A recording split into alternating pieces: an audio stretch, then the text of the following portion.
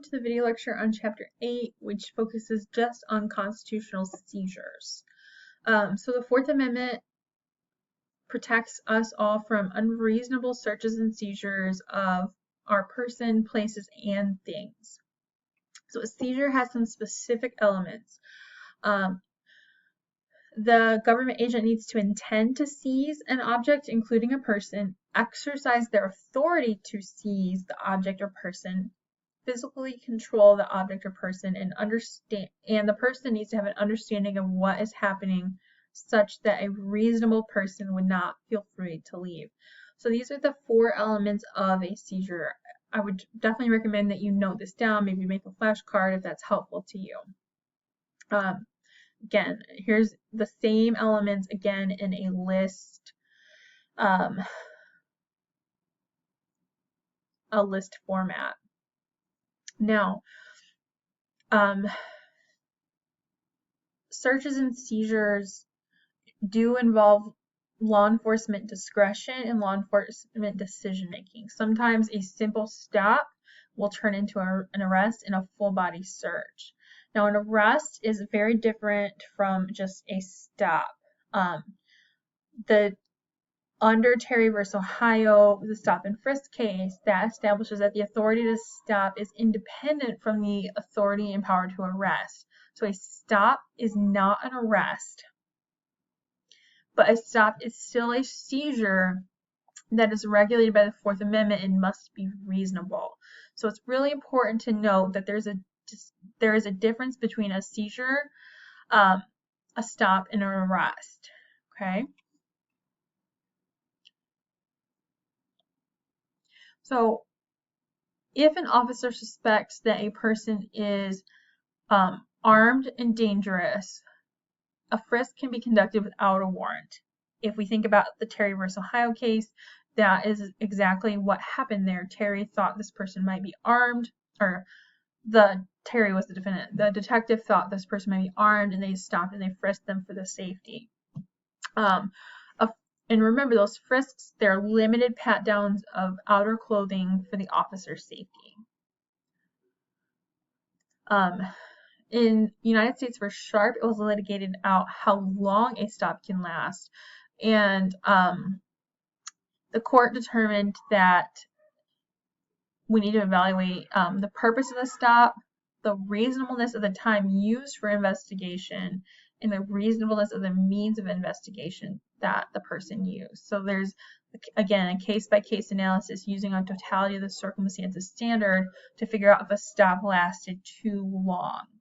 You can be stopped for a reasonable amount of time, but not an unreasonable amount of time. And we figure out what's reasonable by looking at why the stop happened, the reasonableness of the amount of time used in general, and the reasonableness of the way the officer investigated. If it's unreasonable, evidence might be excluded. If it's reasonable, evidence is admissible. When someone's in a vehicle, officers can stop motorists for violations of the law, like equipment violations, erratic driving, invalid registration. And so any kind of traffic violation, anything that's erratic or suspicious. And on top of that, they can also stop when an occupant inside the vehicle is suspected of committing a crime. And so this could be possession of contraband or things like that, as well as maybe just being recognizable to police because there have been multiple interactions. In Delaware v. Prowse, 1979, an officer stopped a car without probable cause to check the driver's license and automobile's registration. And Prowse challenged this stop, saying that it violated his rights against search and seizure, and the court said, yes, it does. The officer's search did violate Prowse's Fourth Amendment rights. And the privacy interests of travelers outweighed the state's interest in discretionary spot checks. In other words, officers, they have to have a reason. There needs to be a traffic violation. There needs to be erratic driving. There needs to be suspicion of a crime. We don't want officers to just stop people and check driver's licenses and registrations at random because that does violate our right to be free from unreasonable government intrusion. So I hope that the distinctions between these concepts make sense. If you're struggling with them, please let me know. I'd be happy to work with you to get through them. Now, we're going to talk about arrests for a little bit. An arrest is the taking of a person into custody in a lawful manner for the purpose of presenting that person before a magistrate to answer for the commission of a crime. So in general, if a reasonable person would believe that there was a restraint on their movement, and that they are not free to go, and are being detained by police, then an arrest has occurred. So we do have another list of elements. For an arrest to occur, we need to intend to take the person into custody, exercise the legal authority to do so, detain or arrest the person to be arrested, or detain or restrain the person to be arrested, and that the person being arrested understands that they're being arrested and that they are not free to leave. Generally, lawful arrests are made for any crime committed in an officer's presence, for any felony if they have probable cause, so the felony doesn't have to be committed right then and there, or with an arrest warrant. So these are the 3 times where officers can make an arrest. For crimes committed within their presence, this does include misdemeanor offenses. Arrests can be made in public places without a warrant if there's probable cause, and if the person retreats to a private place, a warrantless arrest based on probable cause is valid. In Payton v. New York, 1980, it was determined that police cannot enter a private home to make a routine felony arrest unless an exigent circumstance exists, such as hot pursuit. So within your private home, you kind of have your utmost rights, and officers need they need a warrant to enter. Now we're going to talk a little bit about that idea of pursuit. Pursuit justifies more because pursuit endangers everyone. There is fresh pursuit, which is when police are immediately in pursuit of a suspect, and they can even cross state lines to make an arrest of that person. Hot pursuit is the period when the person is being chased right now by law enforcement officers.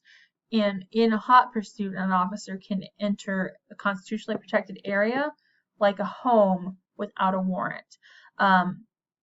It has been held that it is reasonable to use force or even deadly force to stop a motorist who is driving so recklessly to put innocent persons in danger. So now let's talk more about use of force in these situations. So when government agents search a person incident to arrest, they can use force needed to protect themselves, prevent escape, or prevent the destruction or concealment of the evidence. This is held to a reasonableness standard, and the law enforcement police behavior must be reasonable for it to be lawful. Legitimate use of force in arrests include self-defense, the defense of others, the ability to effectuate an arrest. So if somebody is jostled during the arrest process, or if somebody is resisting arrest and more force is needed, that is acceptable use of force. To prevent escape and overcome resistance. Now, officers generally have the ability to use force if necessary to make an arrest, keep the peace, or maintain order, but the use of force has to be reasonable. That is the standard of the Fourth Amendment. All force has to be reasonable. In Tennessee v. Gardner, 1985, Gardner had jumped over a fence and was running away from police, and the issue was, could deadly force be used to apprehend a fleeing non-violent felon? The Supreme Court said no, deadly force is not justified when that fleeing felon has no immediate danger to the officer or others. You cannot seize an unarmed, non-dangerous suspect through use of deadly force, okay? So again, it has to be reasonable. If the person is not violent, deadly force is too much. The person is fleeing and they're not a danger to anyone. Deadly force is too much. Now, other types of force might be appropriate, like a taser.